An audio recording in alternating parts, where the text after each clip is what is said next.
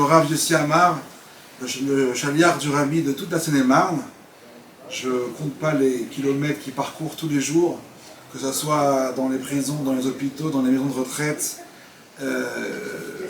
Plus de 100 villes de la Seine-et-Marne, le plus grand département de France. En tout cas, avec tout ça, le Rav Amar donne énormément de conférences en France, par l'Île-de-France, en France et dans le monde, à travers aussi d'autres actions que le Rav fait en Israël par rapport à offrir des téphilines aux soldats depuis maintenant plus de 20 ans. Et moi-même, j'ai énormément appris du fait que j'étais des dizaines de Shabbatot, des Chagim, des fêtes, chez le Rav Amar. Quand je dis des dizaines, c'est des dizaines. Et même ma mère me disait, Yaakov, il faut que tu arrêtes, il faut que tu passes un petit peu à la maison, pour dire combien j'ai énormément appris de ce Bet Rabat, de la manière de transmettre. Et je suis sûr et certain que ce soir, on va tous aussi apprendre énormément sur Israël. Et puis également, si on a des questions, on pourra aussi poser au Rav à la fin de la conférence. Et je voudrais, comme prévu, dédier cette conférence à Nishmat, le papa de Gaël, donc Pinchas ben David, que sa neshama, elle s'élève un corps et qu'elle nous donne beaucoup de force pour que nous puissions aussi être prêts pour recevoir à nouveau la Torah, et que cette conférence amène beaucoup de brachot à toutes vos familles, tous vos proches.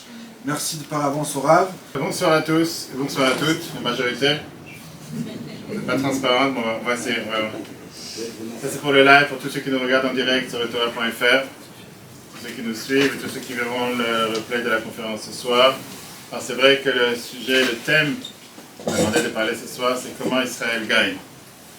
C'est vrai que c'est un thème qu'on peut parler dessus des heures et des heures, et vu les événements depuis maintenant 2 h 30, au moment où on parle, peut-être qu'ils sont véridiques au moment présent, ou peut-être que dans 1 heure ou une demi-heure, les choses changeront. Et ce qu'on va essayer de faire ce soir, c'est, je pense, pas facile, parce qu'en très peu de temps, d'essayer de voir, comme mon cher ami et collègue le Rav Zabi m'a demandé, d'essayer de voir les enseignements du Rabbi, la vision du Rabbi, qui était sur le déroulement de comment obtenir la paix, comment vaincre, comment réussir, comment arriver à la finalité que tout le monde veut. Alors quand on parle de la paix et la sécurité, on va essayer de voir ensemble ce soir, on va tracer les événements depuis plus de 100 ans, voire quelques milliers d'années. Mais tout d'abord, on est ce soir à 30 jours, jour pour jour, de la Hila du Rabbi. La 32e Hila, le Gimel Tammuz, le 3 Tammuz. Comme mentionné mon cher ami, le Rav Zabi, on est aussi à quelques jours de la fête de Shavuot, le don de la Torah. Et on verra, si Dieu veut, vers la fin de la conférence, ce qui s'est passé ce soir, il y a 45 ans, qui a un rapport direct avec la sécurité d'Israël. Et bien sûr, si vous avez des questions ou vous voulez interrompre, avec grand plaisir. Alors commençons d'abord par une question simple. Qui ici veut la paix? Il y a une personne qui a levé la main, c'est pas mal.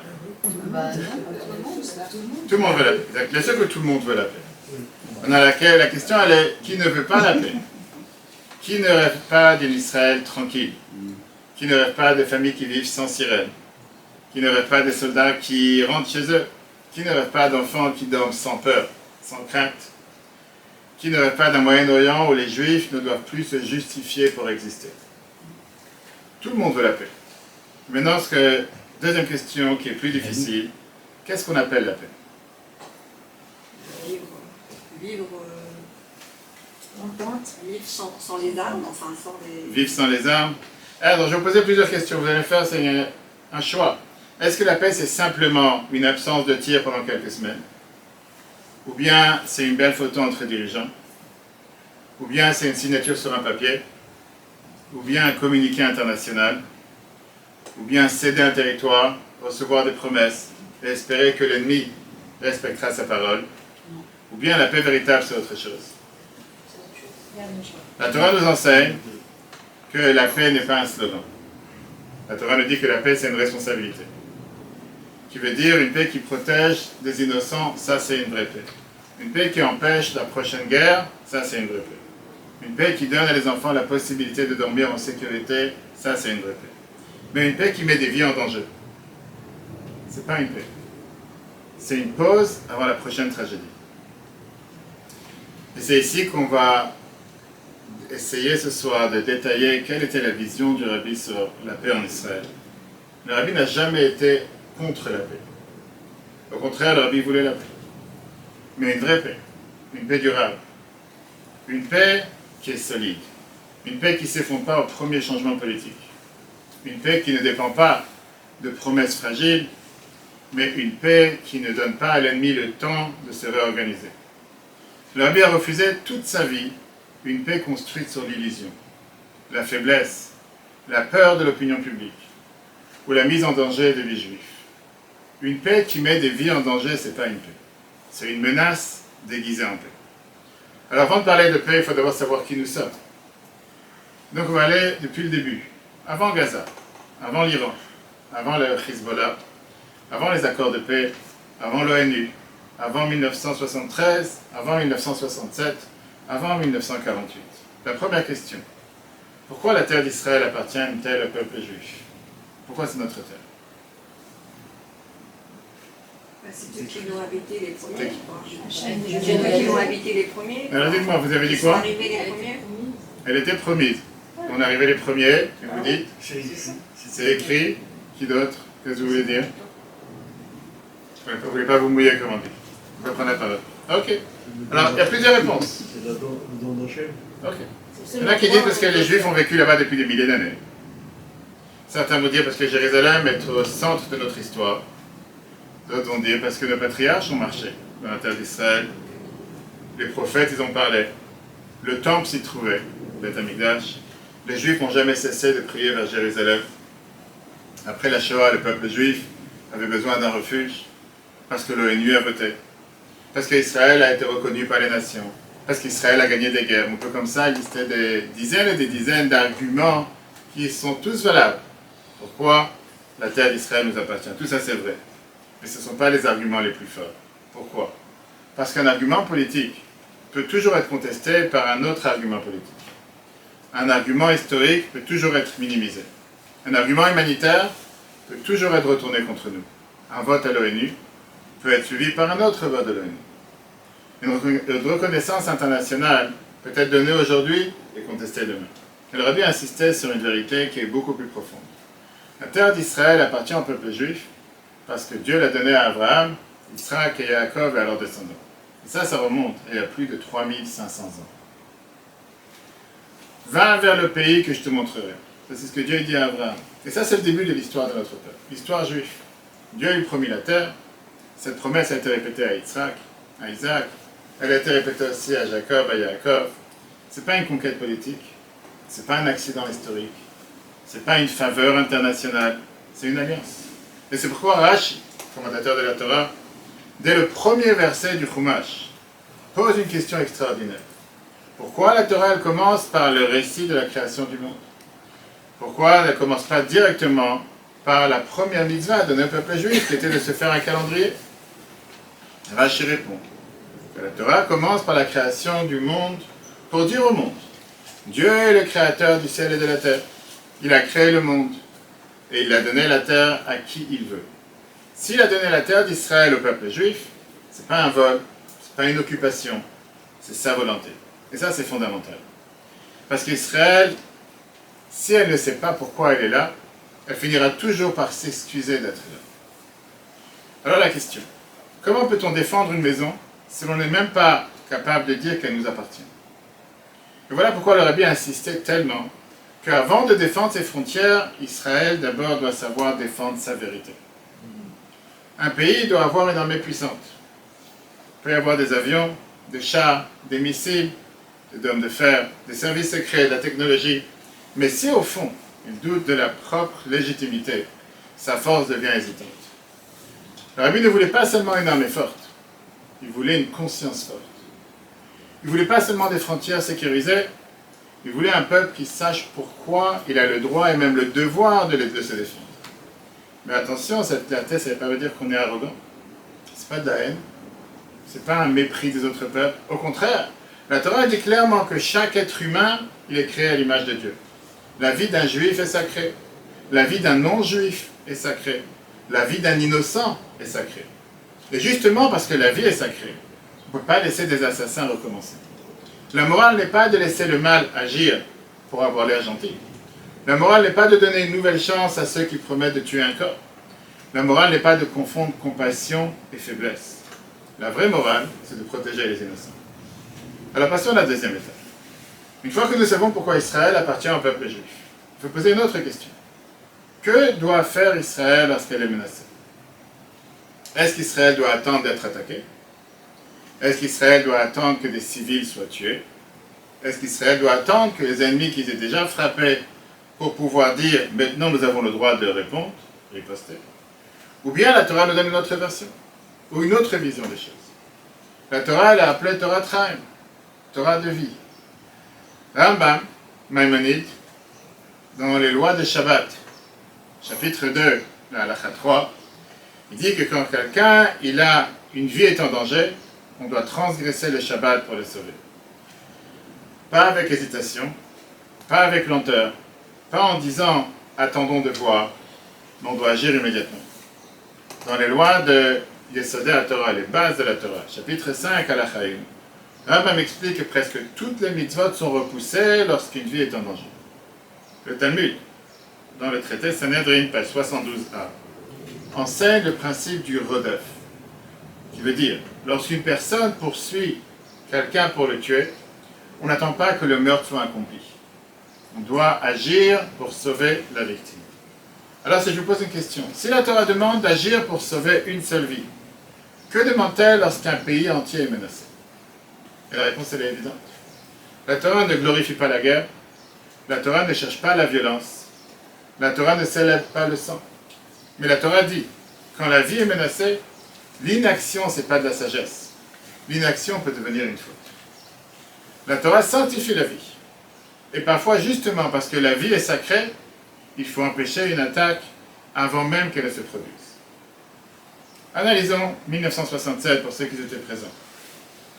Regardons l'histoire. Vous avez 20 ans. Comme aujourd'hui. 76, oui. En 1967. Ah, 67, non. 76. 67. Ah non, 76. Qu'est-ce qui s'est passé en 67? J'étais petite. Israël a été encerclé. L'Égypte de Gamal Abdel Nasser. Mas se trouve dans le Sinaï. Le détroit des tyrans est fermé. La Syrie menace au nord. La Jordanie rejoint le front. Des armées arabes parlent ouvertement de détruire Israël. Et l'atmosphère elle est dramatique. Beaucoup d'Israéliens craignent une nouvelle catastrophe.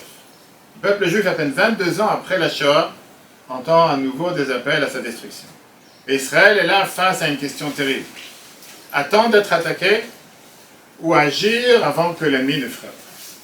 Le 5 juin 1967, très bientôt, Israël lance une frappe préventive. C'est le début de ce qu'on a appelé la guerre de 6 jours. En 6 jours, Israël remporte une victoire immense. Mais il faut bien comprendre, Israël n'a pas frappé parce qu'elle aimait la guerre. Israël n'a pas frappé par agressivité. Israël n'a pas frappé pour conquérir. Israël a frappé pour survivre.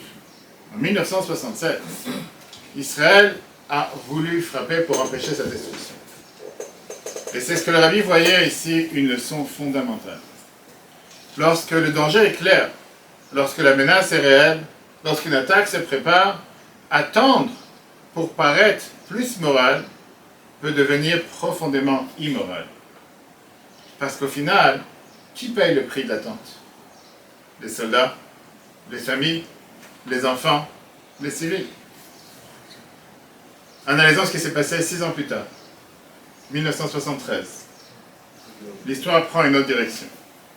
Le 6 octobre 1973, le jour de Yom Kippour, l'Égypte et la Syrie attaquent Israël par surprise. Pourtant, ce n'était pas tellement une surprise, parce qu'il y avait des signes. Il y avait les renseignements, il y avait les alertes, mais Israël n'a pas lancé de frappe préventive. Pourquoi?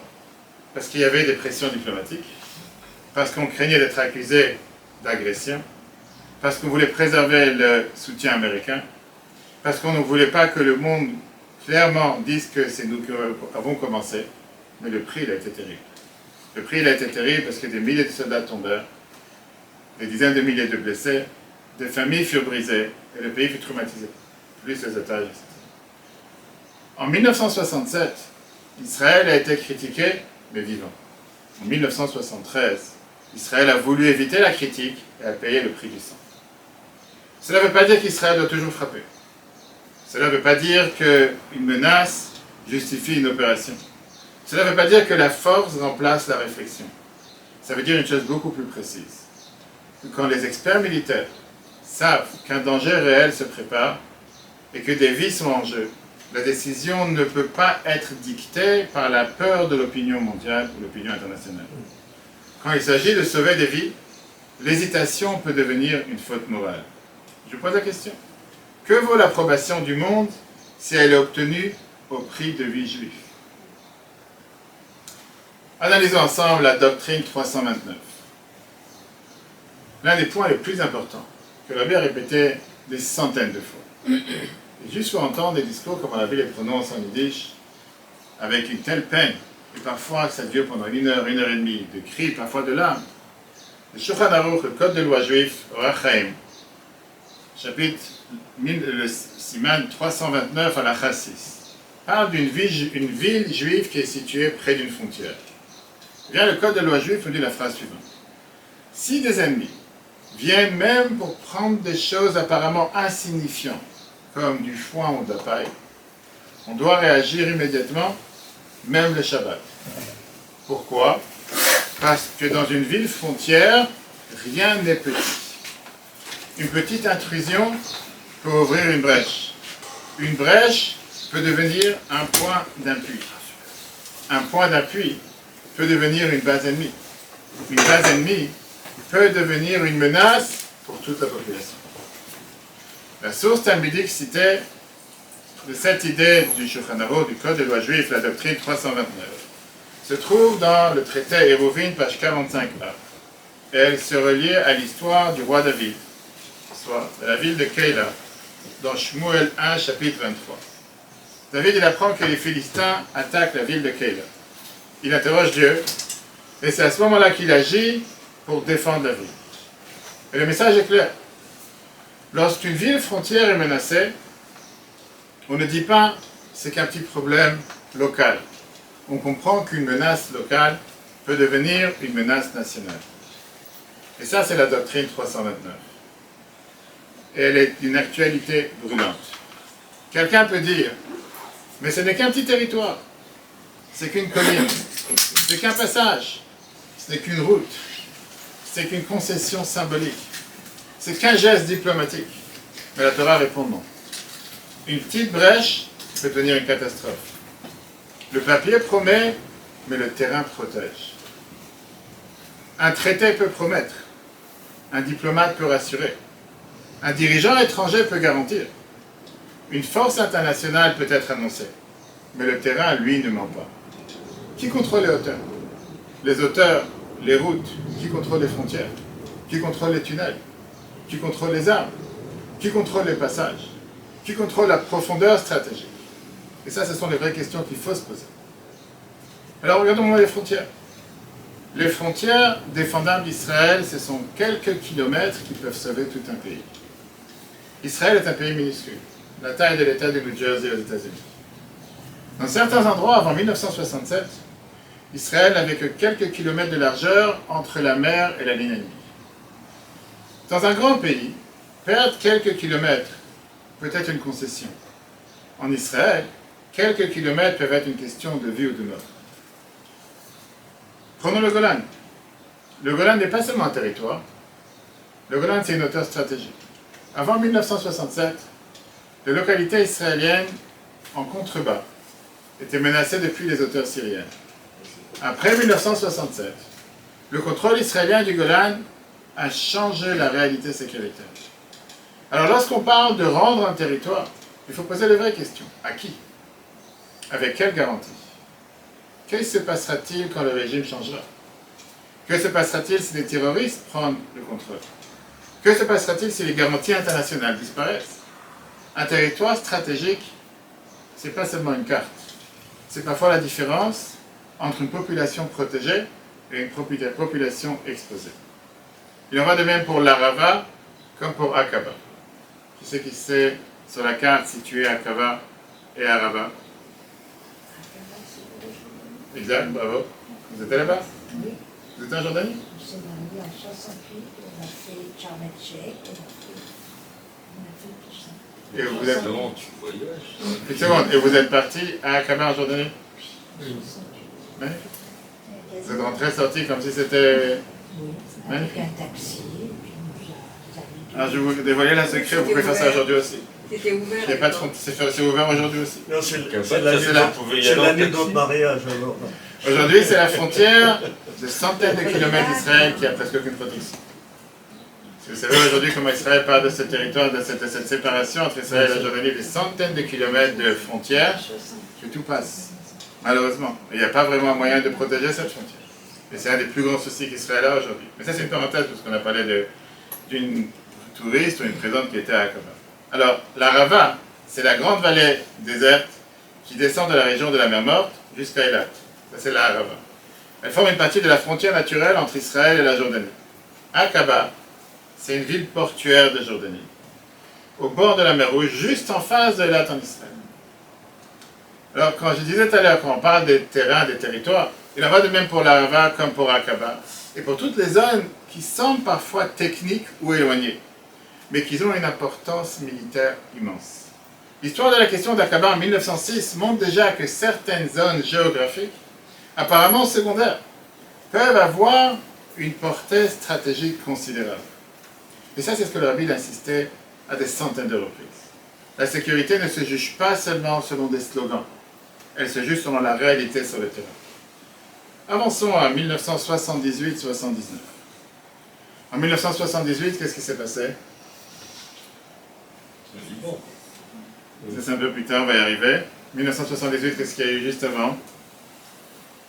Les accords de Camp David, qui ont été signés sous l'égide du président américain Jimmy Carter, entre le premier ministre israélien Menachem Begin et le président égyptien Anwar al-Sadat.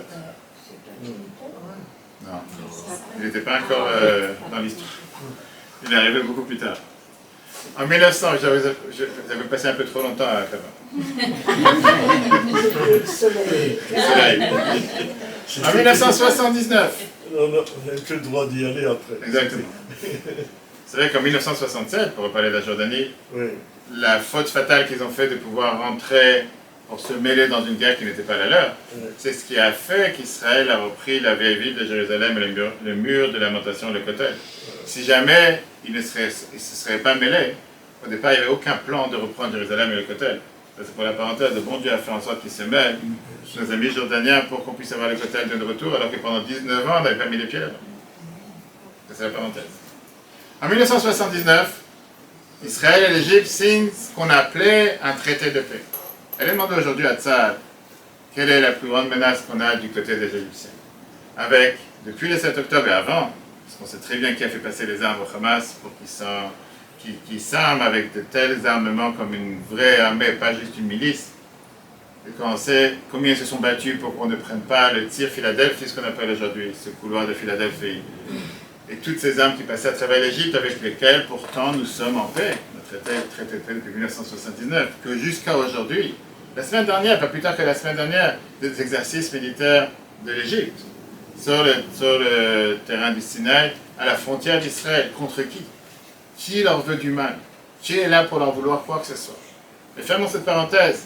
Combien le rabbi a crié contre cette soi-disant paix qui avait été signée avec l'Égypte, qui sur le papier, vraiment, c'était historique. Mais le rabbi a posé une question plus profonde. Quel est le prix sécuritaire? Israël abandonne une profondeur stratégique. L'abandon est irréversible. Israël a donné le Sinaï aux Égyptiens. Les garanties internationales suffisaient-elles? Que se passera-t-il si le régime égyptien change? Que se passera-t-il si des forces hostiles s'installent dans les zones abandonnées? Combien? Il y avait Al-Sisi, Al-Sisi avant Al-Sisi, il y avait un leader égyptien. Moubarak. Non, pas Morsi. Il était très dictatorial. Oui, mais qu'est-ce qu'il avait l'intention? Il avait l'intention d'attaquer Israël, c'était son rêve. La réalité, c'est que les armes qui sont passées encore une fois au Hamas sont tous passées par l'Égypte. Mais comme je disais, on n'a pas le temps ce soir de voir les vidéos. Hosni Moubarak, qui était un président égyptien pour un long terme. Une fois, il a parlé avec un des journalistes israéliens, il a demandé une question qui le dérange énormément. Qu'est-ce que le rabbi de Lubavitch veut de moi? Ça, c'est ce qui le dérangeait. Je voulais, après, je vous envoie le lien de la vidéo, j'enverrai, vous avez vu. Sa question qui le dérangeait, c'était pourquoi le Rabbi Lubavitch est contre cet accord de paix qu'on a fait avec les Juifs. Le Rabbi avait une vision des choses totalement différentes. Le Rabbi posait la question, les garanties internationales, évaluer la paix selon la sécurité réelle qu'elle crée ou selon le danger réel qu'elle introduit. Un traité de paix peut être historique. C'est des belles photos sur la Maison Blanche ou ailleurs. Mais s'il crée une vulnérabilité irréversible, il faut avoir le courage de le dire. Quand on a vu ce qui s'est passé le 7 octobre et avant, et quand on voit ce qui se passe depuis, tout le monde se pose la question. Israël, la première. Qu'est-ce qu'ils font à 100 mètres avec de telles armes sur la frontière d'Israël, pas des dizaines de kilomètres, au bord d'Israël? Pour qui? Pourquoi? Qui exactement menace les Égyptiens aujourd'hui? Avançons tout à l'heure, on a parlé, quelqu'un a mentionné 1982. En 1982, il y avait la guerre du Liban. La première. Israël se retrouve face à une autre réalité. Parfois, il existe une opportunité stratégique. Et à ce moment-là, les États-Unis sont absorbés par une mission diplomatique importante en Europe. Israël bénéficie d'un espace rare pour agir. Et le Rabbi fait alors passer un message clair. Lorsqu'une fenêtre de sécurité existe, il faut l'utiliser, car elle peut se refermer rapidement. Le Rabbi avait demandé à l'époque à Ariel Sharon d'aller jusqu'à Beyrouth, pas pour conquérir Beyrouth, mais pour montrer qu'est-ce qu'Israël peut faire pour que justement ceux qui pensent un jour menacer, qui savent qu'Israël a la capacité de le faire et peut le faire. Et ça, c'est une leçon essentielle. Dans la vie, il y a des moments où l'on peut agir. Et si on attend trop, la possibilité disparaît. C'est vrai dans la vie personnelle, c'est vrai dans la vie communautaire, et c'est vrai dans la sécurité d'un pays. Une occasion de sauver des vies ne reste pas ouverte éternellement. Il y a des moments dans l'histoire où on a cette possibilité. Et si on l'utilise, on peut éviter beaucoup de souffrance. Si on la manque, il faudra peut-être payer plus tard un prix beaucoup plus lourd. Arrivons à Gaza. Quand on parle de Gaza pendant des années, on pensait qu'un retrait apporterait le calme. On a parlé de désengagement, jusqu'aux derniers juifs déracinés même des tombes. Pour ceux qui se rappellent, pour donner un territoire à nos chers amis avec qui on allait signer, on allait faire la paix. On parlait de pragmatisme, on parlait de paix, on pensait que si Israël sortait, l'ennemi deviendrait plus responsable. Et qu'est-ce qui s'est passé? Gaza est devenue une base terroriste. Des tunnels ont été creusés. 20 milliards leur ont été donnés, qu'on aurait pu faire de Gaza le Dubaï d'aujourd'hui. Des missiles ont été accumulés. Des enfants ont été éduqués. Donc, pas plus tard que ce matin, Tsahal a abattu encore une fois une base militaire du Hamas dans Gaza. Aujourd'hui, on est en plein cessez-le-feu. On va y arriver. Ce matin, je parle. C'est pas, comme je dis, l'histoire, ça change toutes les minutes ou presque toutes les heures. Avec des missiles qui étaient prêts à être lancés sur Israël. Dans Gaza ce matin, c'est pas une histoire de quelques années. Des enfants ont été éduqués dans la haine. Des unités ont été entraînées. Des plans d'invasion ont été préparés. Par la frontière avec des centaines et des centaines de nos frères et sœurs qui les accueillaient chaleureusement chez eux à la maison. Avec une pitié pour soi, avec une pitié sur certains qui, les malheureux, n'ont pas de travail. Il fallait les amener dans les hôpitaux israéliens pour se faire soigner. Que ces mêmes personnes, après, se retournaient contre ceux qui les ont habités et les ont logés chez eux. Le 7 octobre 2023, le monde a vu l'horreur. Ce jour-là, ce n'est pas seulement une attaque qui s'est passée. Ça a été l'effondrement d'une illusion. L'illusion que le retrait apporterait automatiquement la paix. L'illusion que l'argent international calme le fanatisme. L'illusion qu'un groupe terroriste devient responsable lorsqu'il reçoit un territoire. L'illusion que l'ennemi interprète les concessions comme de la générosité. Parfois, l'ennemi interprète les concessions comme de la faiblesse. Et ça, c'est ce que le Rabbi voulait empêcher. La question que le Rabbi demandait, si une concession donne à l'ennemi la possibilité de massacrer demain, est-ce que c'est encore appelé une concession de paix? Bien sûr que non. C'est une erreur stratégique. Alors comment savoir si un accord c'est une vraie paix ou bien c'est une illusion dangereuse? C'est pour ça que le Rabbi a plusieurs fois répété 3 questions. Première question, est-ce que c'est une vraie paix ou une concession unilatérale? Et pour ça, je vais sauter l'histoire, on va arriver à ce qui se passe ces dernières semaines avec l'Iran, ou le Hezbollah. Encore la semaine dernière, le président Trump, Jeremy, demande à Israël 45 jours de cessez-le-feu. Alors que tout le monde sait sur la réalité du terrain, il n'y a pas de cessez-le-feu. Il y a peut-être un cessez-le-feu d'un côté, ce qu'on appelle en hébreu Chad-Tzaddik. Israël officiellement est en cessez-le-feu. Hier matin, 64 alertes sur le nord d'Israël. tous les jours, Israël est en train de se battre contre, pourquoi je parle d'ailleurs matin, comme je l'ai dit, cet après-midi, un drone qui a abattu une voiture en Israël, dans le nord d'Israël, même pas une alarme qui s'est déclenchée. C'est tous les jours. On est officiellement en cessez-le-feu. Officiellement, le monde pense que, et quand on entend la radio, quand on entend les nouvelles, qu'est-ce qu'on entend presque tous les jours? Israël a encore une fois attaqué le Liban. Bien sûr qu'on ne va pas nous dire qu'on a toute une population qui est dans le nord d'Israël, qui vit sous les drones, si c'est sous les missiles, si c'est sous les roquettes.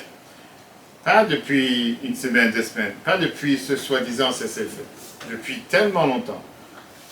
Il y a des shluchim aujourd'hui à Kiryat Shmona ou d'autres endroits dans le nord d'Israël que la seule chose qu'ils connaissent, c'est ce qu'ils se rappellent depuis des décennies. À chaque fois, il y a eu plus, moins, un moment calme, le moment qui sera. Et aujourd'hui, j'entendais des analystes qui parlaient hier, mais d'où ils ont tous ces petits drones qu'ils envoient aujourd'hui? C'est même plus des drones, aujourd'hui ils envoient des petits moteurs qui coûtent 350 € le moteur. C'est le prix d'un vélo. Alors qu'officiellement, aujourd'hui, l'Iran ne voit plus d'armes au Hezbollah. Et ils te disent que la moitié du Liban est dominée, gouvernée par le Hezbollah. Et qu'ils les fabriquent parfois en Iran. Ils fabriquent des petits engins à 350 € l'engin, il ne faut pas avoir des grandes fortunes pour ça. Et ça, c'est ce qu'on appelle un cessez-le-feu unilatéral. Si une partie donne du territoire, retire son armée, libère des terroristes, affaiblit ses positions, pendant que l'autre partie continue à enseigner la haine, à se rearmer, à creuser des tunnels. Il y a 2 semaines, tout le monde a dû voir, Tsahal a trouvé dans le nord du Liban, des tunnels de 2,5 km de profondeur. Il y a 2 semaines, en plein cessez-le-feu. Dans le nord d'Israël. Dans le nord du Liban. À côté de Tripoli, là. Je n'étais pas sur place, je ne sais pas l'endroit exact, mais c'est ce qu'on a trouvé il y a 2 semaines. Et ça a montré les vidéos dans le monde entier, ça a été publié sur tous les réseaux. Oui, sur la zone israélienne qui est par... Aujourd'hui, c'est une zone qui est sous administration israélienne. Aujourd'hui. Ah oui, d'accord, dans le nord de la bande de sécurité qu'on a pris depuis la guerre, depuis le 7 octobre. Mais au final, ça veut dire quoi? Que pendant des années, leur seul intérêt de tous ces amis avec qui on crée un cessez-le-feu, c'était de creuser des tunnels. C'était pourquoi faire? Pour aller chercher là-bas des mines d'or, pour aller chercher là-bas des pierres précieuses, pour acheter des bijoux pour leurs femmes. Quel était le but?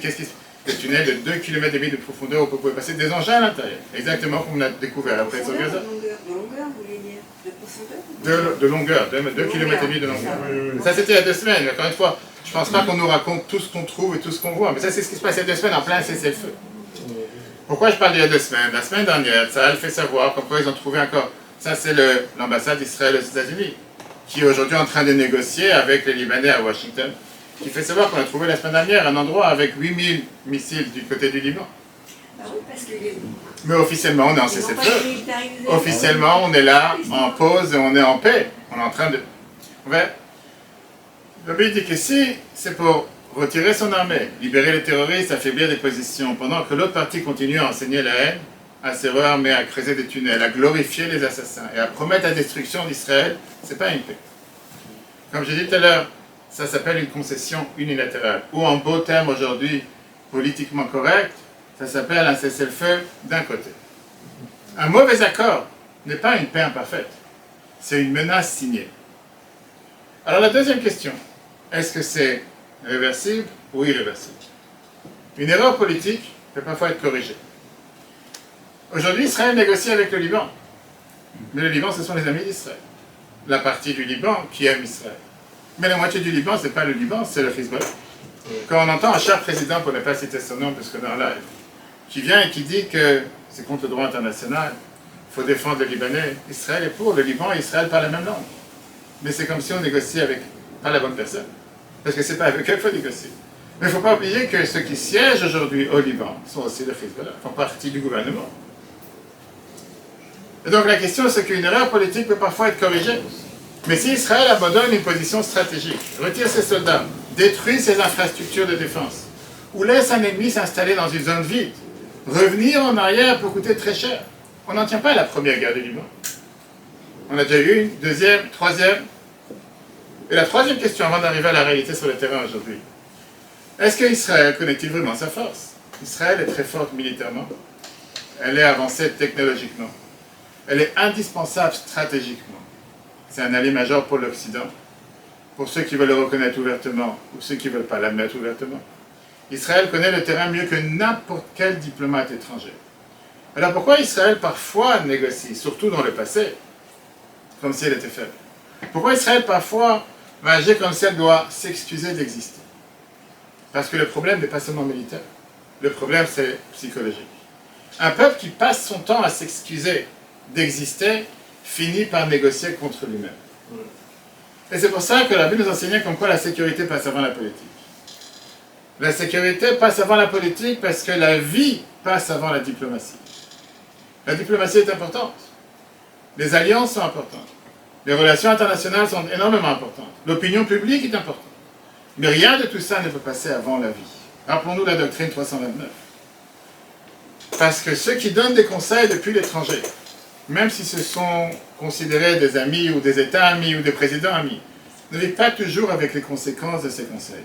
Ce ne sont pas leurs enfants qui dorment près de Gaza ou dans le nord d'Israël ou dans le centre, comme on a vu pendant les 40 jours de guerre. Ce ne sont pas leurs familles qui vivent près du Liban. Ce ne sont pas leurs soldats qui entrent dans les tunnels. Ce ne sont pas leurs citoyens qui courent vers les abris, ou encore cette semaine des enfants dans le nord du Liban qui doivent se cacher à cause des alarmes et à cause des roquettes qui sont lancées. Et donc Israël doit écouter ses alliés. Mais Israël ne peut pas déléguer sa survie. On peut écouter les conseils du monde, mais on ne peut pas confier la vie de nos enfants aux illusions du monde. Alors, arrive la question que beaucoup demandent. Les forces internationales, qui paiera le prix? Beaucoup de fois, les gens vont dire, comme a été établi, pour ceux qui savent à Kriyat Gat, cette centrale américaine qui officiellement est censée chapeauter le cessez-le-feu qui a été fait envers Gaza de la même manière, sans que le travail soit terminé. Ne vous inquiétez pas, il y aura des observateurs. Ne vous inquiétez pas, il y aura une force internationale. Ne vous inquiétez pas, le monde surveillera. Ne vous inquiétez pas, il y aura des garanties. Mais l'histoire montre que lorsque la situation devient dangereuse, lorsque les terroristes creusent, s'arment, tirent, kidnappent, massacrent, ce ne sont pas généralement les forces internationales qui payent le prix. Ce sont les Israéliens, ce sont les soldats, les familles, les civils, les enfants. Donc la question qu'il faut se demander, quand les terroristes reconstruiront leurs tunnels, qui ira mourir pour les arrêter? Quel diplomate international? Ou encore les soldats israéliens? Et voilà pourquoi le rabbi demandait de ne pas remplacer la sécurité réelle d'Israël par les promesses. Le papier promet, le terrain protège. Avant d'arriver à l'Iran, voilà ce qu'Israël fait de manière si magnifique et si belle depuis malheureusement le 7 octobre. Du côté de Gaza, comme le Premier ministre Netanyahu l'a dit encore hier, 60% du terrain aujourd'hui est dans nos mains. Ce n'est pas par envie, c'est la seule manière de protéger aujourd'hui cette frontière. Du côté du Liban aujourd'hui, Israël fait tout pour écarter le danger de plus par sa qu'elle est présente sur le terrain. Exactement la même chose du côté de la Syrie. Ce que malheureusement Israël n'avait jamais fait avant le 7 octobre. Rappelez-vous que la veille du 7 octobre, on avait peur de tirer sur une tente vide qui était du côté du Hezbollah du Liban. Va savoir ce que le monde allait dire. Va savoir ce que le monde allait faire. Quand la veille du 7 octobre, ces terroristes du Hamas par centaines étaient sur la frontière, vraiment à proximité des localités juives. On dit que c'est des paysans qui viennent pour chercher un travail. La semaine d'avant, c'est très bien comme il a parlé justement, ça fait 21 ans qu'on a l'émission Solidarité Israël, au travers de 77. Cette année, on était en janvier à Gaza, avec une délégation du Betraval, on était à Nachaloz. Nachaloz, la base militaire qui a le plus souffert le 7 octobre, avec 54 soldats tués, 210 terroristes qui sont rentrés. On a réussi à éradiquer la moitié se sont enfuis. On a visité cette base, c'est la première fois qu'on a fait un événement dans cette base pour 400 soldats, on a mis des dizaines de paires de tefilin. Et on voyait le bureau des Tatzpitaniot, des soldats qui étaient ceux qui avaient les yeux sur les écrans, où de là-bas ils ont été kidnappés, leur bureau qui a totalement été brûlé, eux vivant à l'intérieur, avec les écrans qui sont encore là-bas brûlés. On a demandé des commandants qui nous racontaient comment ils avaient averti pendant 1 mois, 2 mois, 3 mois avant. Ils étaient au courant et j'ai passé le message. On disait taisez-vous, circulez, il n'y a rien à voir. On ne voulait pas voir, comme je disais tout à l'heure. Ce qui s'est passé, c'était l'illusion qui est tombée. C'est pas seulement l'attaque qui s'est passée. Aujourd'hui, grâce à Dieu, depuis 2 ans et demi, combien les choses ont changé? Combien aujourd'hui on s'est réveillé de cette illusion et combien on a fait en sorte que les choses changent et qu'on prie tous les jours, qu'on continue à changer les choses sur le terrain avec la protection divine et avec l'aide de nos soldats qui se battent et qui font un travail magnifique, pas seulement pour les gens qui sont sur la frontière, mais pour la survie d'Israël. Alors arrivons à l'Iran. J'étais l'année dernière sur la base qui est juste derrière Be'eri, à Dima, Zikim. Je ne sais pas si quelqu'un d'entre vous est parti visiter ces bases militaires où on a là, comme c'était la 20e mission. Et on est arrivé dans une base où il y avait 200 soldats. C'était juste derrière Be'eri, le kibbutz Be'eri, une base qui est juste derrière. Et les soldats nous montraient que la veille, pour celui qui se rappelle, c'était en octobre, des missiles iraniens ont attaqué Israël. C'était une des premières fois. Et ils nous montraient qu'il y avait un cratère par terre dans la base qui était toujours présent. 40 mètres de profondeur, où les missiles étaient tombés. Et que le miracle était, parmi les centaines, on va arriver à les centaines de milliers de miracles qu'on voit tous les jours et comment Dieu nous protège, que la veille, à 2-3 heures avant, il y avait 2 colonnes de chars, Merkava, qui sont revenus de Gaza, qui se sont garés à un endroit où ils n'ont pas lieu d'être là. Ils n'étaient pas censés. Et ils se sont garés comme un V, juste à côté de la base.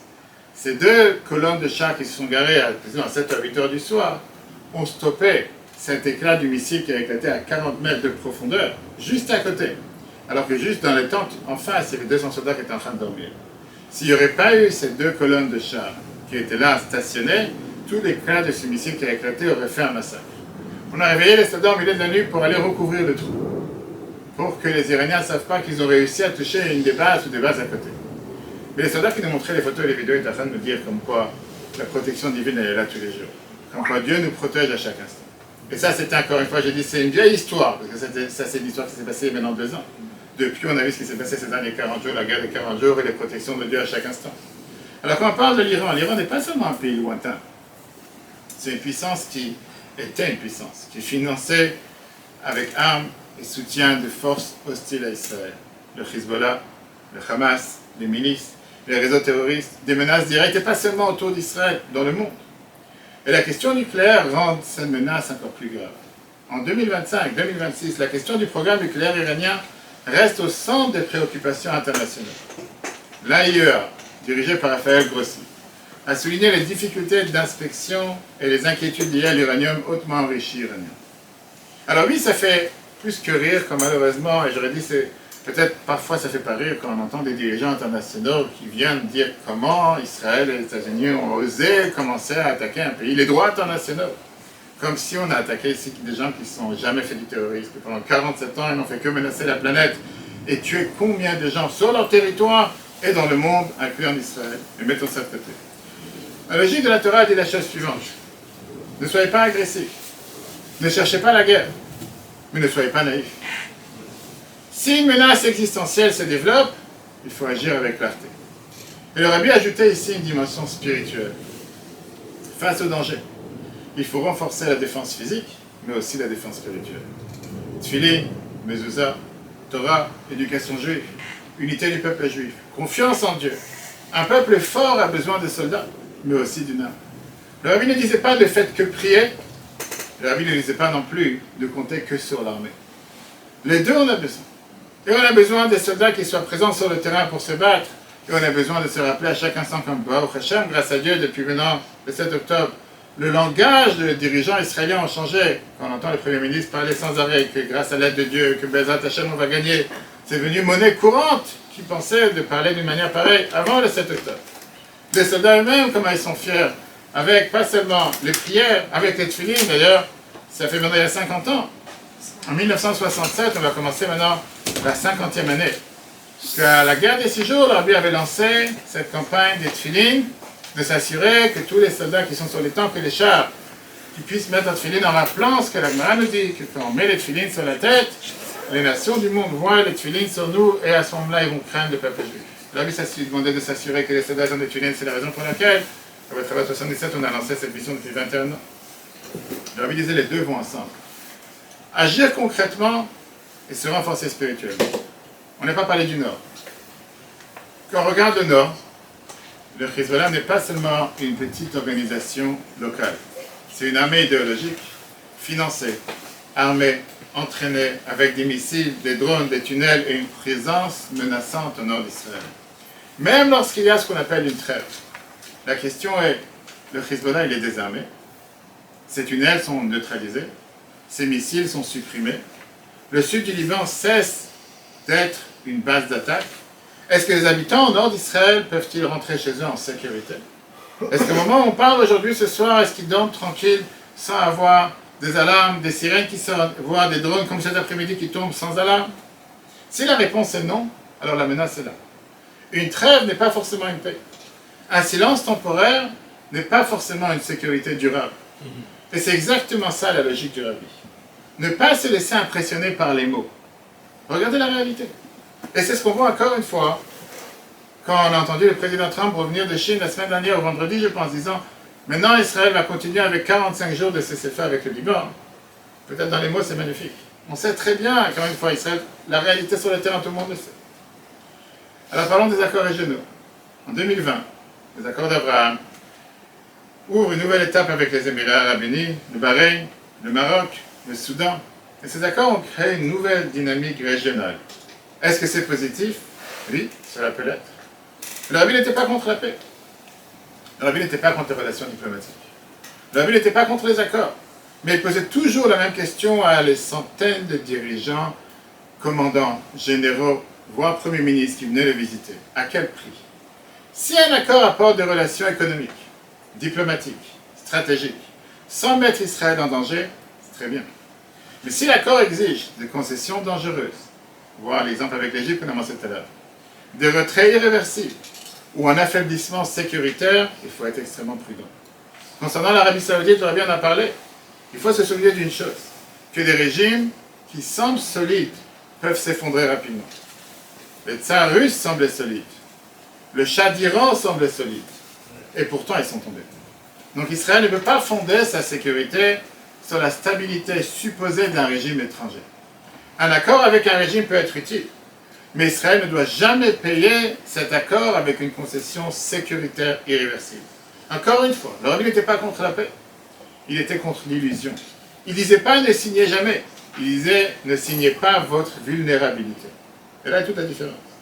Alors si on reprend l'histoire dans l'ordre de ce qu'on vient de voir, il y a plus de 3500 ans, Dieu conclut une alliance avec Abraham en lui promettant la terre d'Israël.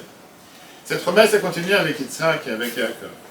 À l'époque du roi David, l'histoire de Kéla dans Shmuel 1, chapitre 23, montre qu'un danger local peut devenir un danger national.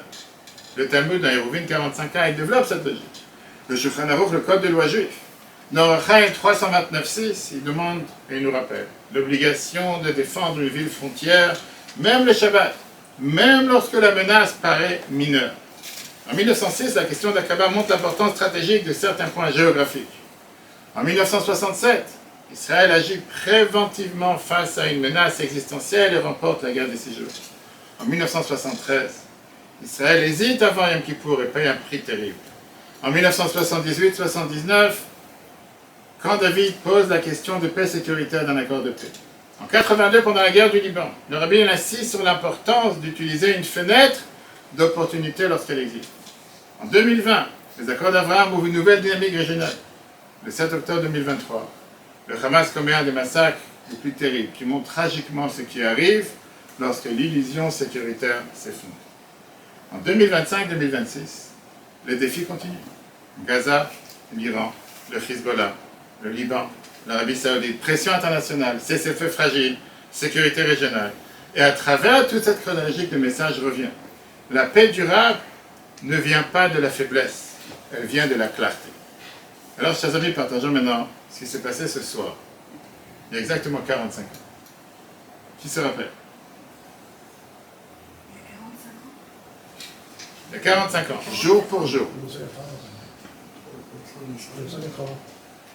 1980. On est à 3 jours de Shavuot, la paix d'Israël, on parle de la sécurité du peuple juif. Revenons, chers amis, on va passer cet ordre chronologique de cet épisode extraordinaire qui s'est passé en 1981. La ville a lancé une campagne 3 mois plus tôt, qui semblait être totalement spirituelle, mais dont le sens profond s'est révélé quelques jours plus tard avec une victoire militaire historique pour Israël. L'épisode relie directement Israël, la sécurité, la paix, les enfants juifs et le don de la Torah dont nous allons fêter dans 3 jours. Nous sommes en 1981.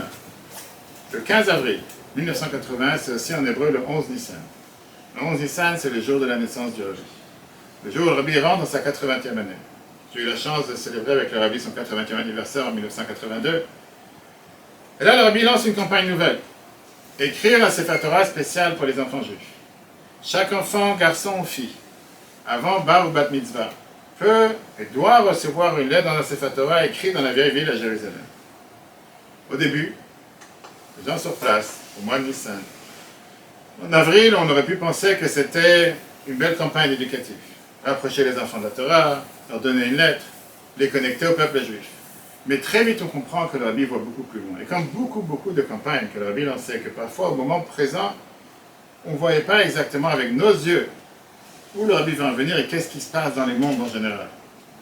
Le 17 mai 81, c'est exactement un mois après. Le 13 Iyar, pas un jour particulier, mis à part le fait que c'est le jour du décès du frère du Rabbi, le Rabbi Israël Haïlev, mais ce n'est pas un jour de fête ou un jour spécial, c'est pas l'Ag BaOmer, c'est quelques jours avant. Le Rabbi publie une lettre générale, comme il avait l'habitude avant chaque fête, à tout le peuple juif partout où il se trouve. Et là, le Rabbi, il adresse cette lettre avec un ton très grave. Il parle d'un monde qui se détériore, d'un monde instable, d'un monde où les dangers deviennent de plus en plus grands. Au lieu de provoquer la peur, le Rabbi donne une réponse. Renforcer la Torah, la prière, la tzaka, l'amour du prochain et l'unité du peuple juif. Mais tout celui qui lit la lettre, et j'avais avec moi ce soir, au moment où on lisait cette lettre, on ne comprend pas qu'est-ce que le Rabbi est en train de dire. Tout avait l'air totalement stable. Celui qui reprend l'histoire, le 17 mai 80, il n'y a rien de spécial qui se passe. Et avoir un ton si grave, comme s'il y a une telle menace sur le peuple juif, personne ne voyait où le Rabbi voulait en venir. Avançons de quelques jours, Shabbat Bechukotay, 19 Iyar, 23 mai 81. Le Rabbi relit cela au verset qu'on a lu dans la paracha. Im Bechukotay telechu, si vous marchez dans mes lois, Venatati Shalom Ba'aretz, je donnerai la paix dans la terre. La Torah nous enseigne que la paix véritable ne dépend pas seulement des traités, des gouvernements ou des armées. La paix dépend aussi du lien profond entre Israël et la Torah. Et le Rabbi insiste alors sur une idée. Il faut une action permanente, une action qui continue à agir, même quand nous dormons, même quand nous ne parlons pas, même quand nous ne voyons pas ce qui se passe. Ça, c'est ce que s'appelle une lettre dans le Sefer Torah. Elle reste, elle est unie, elle unit le peuple juif et elle protège. Le lendemain, 20 Iyar, le 24 mai 81, le Rabbi s'adresse à nouveau aux femmes et aux filles juives, comme on sait très bien que 2 fois par an, la grande synagogue du Rabbi en bas était vide, il n'y avait aucun homme présent, c'était une conférence, c'était un discours spécialement pour les femmes. Le Rabbi parle encore plus fort, que même un enfant juif peut amener la délivrance pour le monde entier qui tremble. Pas seulement un grand rabbin, pas seulement un dirigeant, pas seulement un soldat, un enfant juif par sa pureté, par sa Torah, par sa prière, par sa tzedaka peut avoir un impact immense. 6 jours plus tard, le 30 mai 81, Shabbat Bamidbar, qu'on vient de fêter ce Shabbat dernier. Le 26 Iyar, quelques jours avant Shavuot, le Rabbi parle en intensifiant l'urgence. Il dit que ce n'est même pas nécessaire d'attendre de lire les journaux pour comprendre que le monde a besoin d'une protection. Il faut agir maintenant et tout de suite. Il faut inscrire les enfants en urgence. Et encore une fois, tous ceux qui étaient présents et qui racontent, ils disent, on ne comprend pas, qu'est-ce qui se passe? Ça fait maintenant, on a commencé le 15 avril, on est maintenant le 30 mai, ça fait 1 mois et demi. Et le Rabbi monte le ton de plus en plus, et les gens se demandent, mais on ne voit pas, il n'y a rien de spécial, rien de particulier. Arrive la veille de Rosh Chodesh Sivan, on vient de fêter cette semaine, le 29 Iyar, 2 juin 80. Le Rabbi parle d'annuler les ennemis et les menaces. Le Rabbi parle de l'idée de faire cesser l'ennemi et le vengeur. Ce ne sont pas des mots ordinaires. Cela veut dire que les actions spirituelles demandées, la Torah, la prière, la tzaka, c'est la Torah, sont liées à l'annulation concrète d'une menace contre Israël. Encore une fois, si on se positionne à ce moment-là, personne ne comprend de quoi le Rabbi parle. Le 1er Sivan, 3 juin 81, le Rabbi organise un rassemblement d'enfants juifs dans la synagogue en demandant de faire la Torah, parole de Torah, prière, tzedaka. Le Rabbi demande qu'on organise des rassemblements d'enfants dans le monde entier. Et c'est pas par hasard, Rosh Chodesh Sivan, c'est le jour où le peuple juif entier s'est réuni au mont Sinaï. C'est le moment où ils deviennent Keish Echad, Belev Echad, comme un seul homme, un seul cœur. Et le Rabbi veut recréer cette unité avant le don de la Torah. 3 Sivan, ce soir, 5 juin 1980. Le Rabbi envoie un télégramme urgent en Israël. À l'époque, il n'y avait pas encore WhatsApp, il n'y avait pas encore Facebook. Pour faire savoir des choses en urgence, c'était un télégramme. Le Rabbi leur demande une chose, accélérer l'inscription des enfants juifs sur le Sefer Torah. Le Rabbi envoie un télégramme urgent en disant il faut accélérer l'inscription, de faire en sorte que le maximum d'enfants soient inscrits encore aujourd'hui. Et puis arrive Shabbat Nassau. Shabbat qu'on va faire Si Dieu veut ce Shabbat en Israël, c'est Shabbat Nassé parce qu'ils sont fait un jour de Shavuot. Mais à l'époque, en 81, c'était le 4 Sivan, le 6 juin, 2 jours avant Shavuot. Le rabbi demande qu'on établisse des listes des enfants inscrits et qu'on lui transmette. Le lendemain, dimanche 5 Sivan, le 7 juin 1981, veille de Shavuot, la liste des enfants inscrits dans le Sefer Torah arrive chez le rabbi va sur la tombe de son beau-père comme il avait l'habitude plusieurs fois. Le rabbi demande d'avoir cette liste avec lui avant de partir prier sur la tombe de son beau-père pour le peuple juif. Ce même jour, vers 16h, 8 avions F-16 israéliens, accompagnés par des F-15, décollent vers l'Irak. Et leur mission, détruire le réacteur nucléaire irakien au Sirak, appelé aussi Tammuz 17. Ce réacteur représentait une menace existentielle pour Israël. Saddam Hussein avançait vers une capacité nucléaire et Israël savait qu'elle ne pouvait pas attendre. L'opération était extrêmement dangereuse. Les avions devaient parcourir une distance énorme, voler très bas, traverser des zones surveillées par la Jordanie, l'Arabie Saoudite, l'Irak, éviter les radars, éviter les missiles, éviter les avions ennemis, atteindre la cible, la détruire, puis revenir avec un carburant calculé au plus juste. Même le roi Hussein de Jordanie, qui se trouvait près d'Aqaba, aperçoit les avions israéliens. Il envoie une alerte urgence aux Irakiens. Mais l'alerte n'aboutit pas à temps. Les radars ne confirment pas la menace. Les Irakiens ne réagissent pas comme ils auraient dû. Aucun avion ne les intercepte. Aucun missile ne les abat. Les avions, ils arrivent au-dessus du réacteur. La cible est visible. Ils larguent environ 10 tonnes de bombes. Le réacteur est détruit.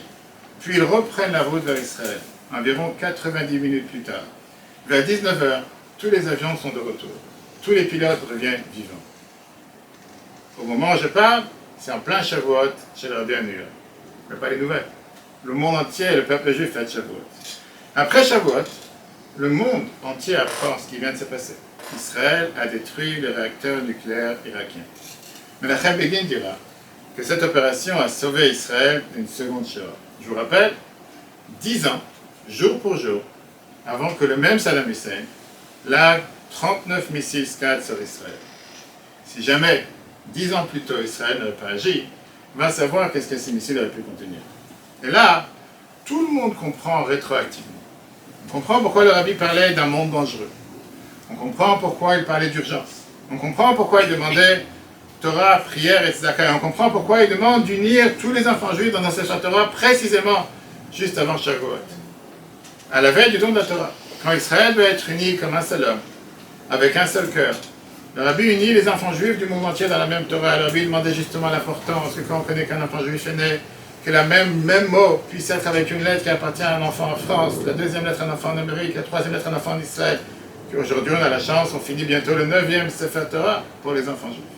Ça veut dire que s'il y a 304 825 000 lettres dans un livre, aujourd'hui on est presque 2 millions d'enfants juifs dans le monde entier qui sont réunis.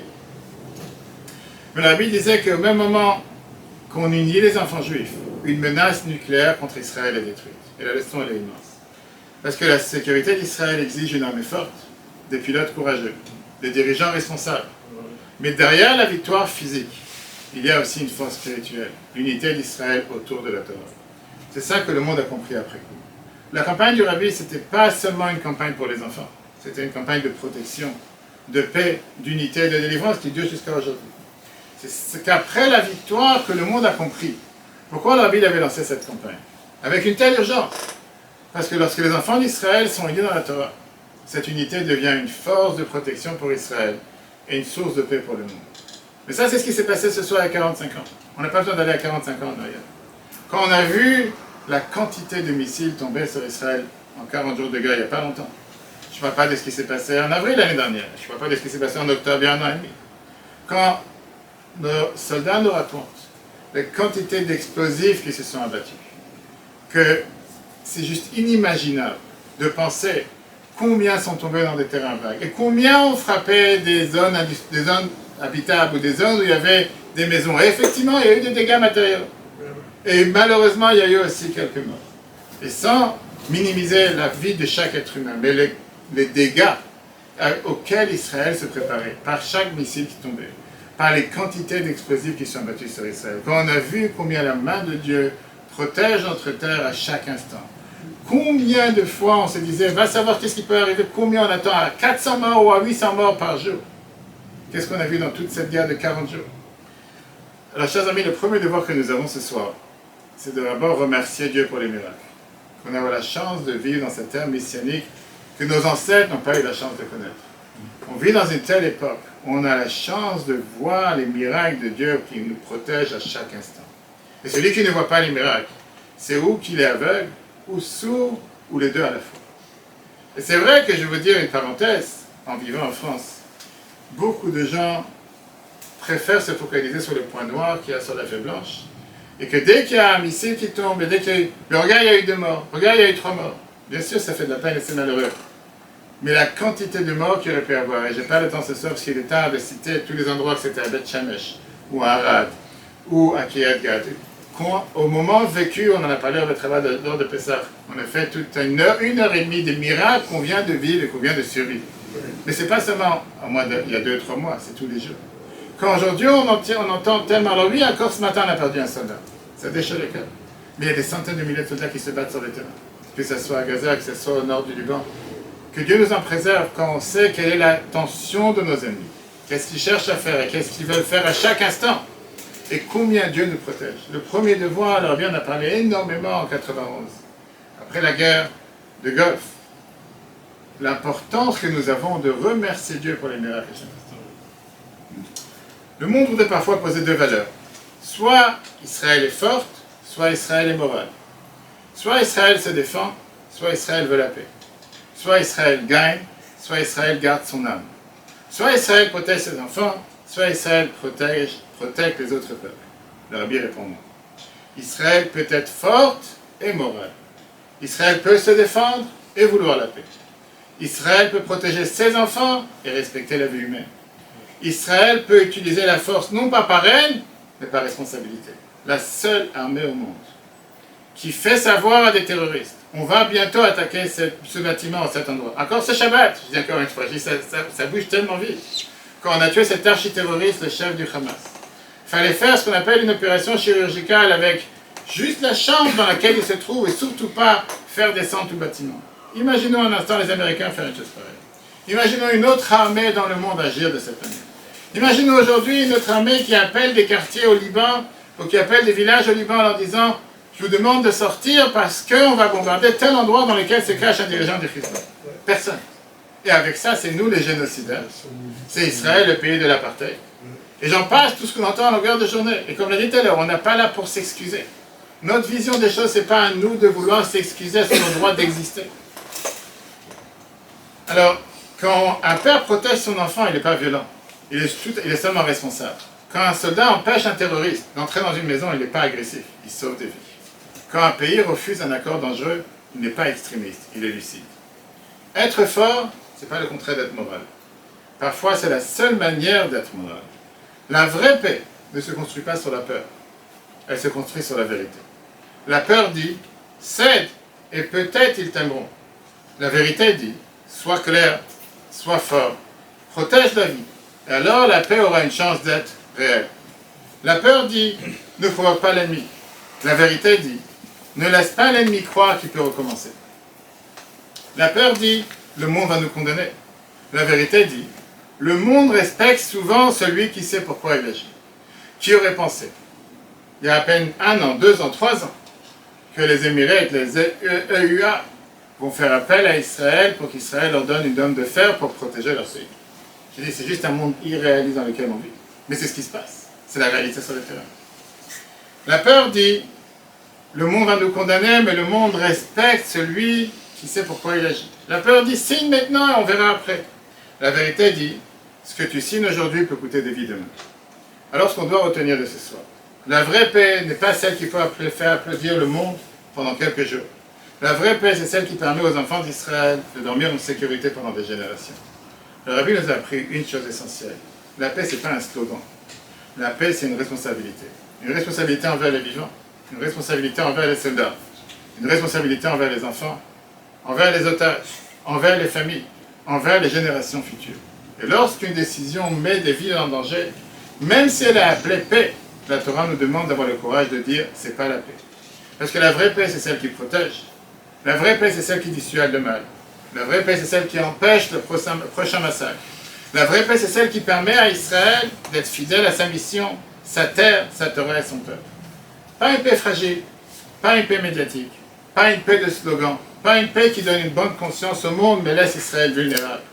Une paix durable, une paix enracinée dans la vérité, une paix fondée sur la sécurité, une paix inspirée par les valeurs de la Torah, une paix qui protège la vie, une paix qui donne à Israël la force de rester debout. Alors avec cette clarté, on continue à prier ce soir ensemble. Que Dieu protège Israël. Que Dieu protège nos soldats qui se battent sur tous les fronts, soit en Israël et soit dans le monde entier. Qui console les familles endeuillées, qui guérissent les blessés, qui donne sagesse et courage aux dirigeants d'Israël, qui renforce l'unité du peuple juif et qui nous donne enfin la vraie paix, une paix complète, solide, durable, avec la venue de Mashiach très bientôt. Amen. Ah oui, Mashiach, vite, vite, vite, vite. Que Dieu vous bénisse, chers amis. Si vous avez des questions, avec grand plaisir.